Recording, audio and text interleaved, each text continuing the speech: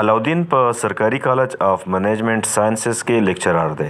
زده کوونکو ته هوټل منیجمنټ ښایي او وایي دا مې خوب و چې موبایل رستورانټ کولاو کړم.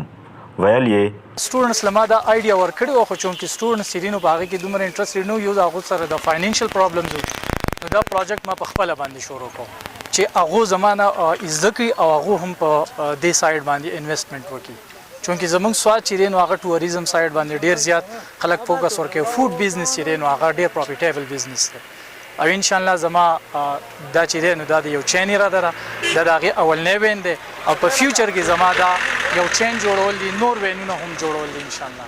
موږ چونکې په ویکینډ باندې وزټ کوو نو موږ ملم جبې سایډ ته ځو چنګ او کالام کې فیسټیول هلته کې تلي وو او څنګه چې دلته کې ګبین جبه کې نن فیسټیول دلته کې راغلی یو نو مختلف سایټ چې کوم ځای ټوریسټ ځي نو هغه ځای کې ته زموږ وزټ وي خو کوشش زموږ په ویکینډ باندې.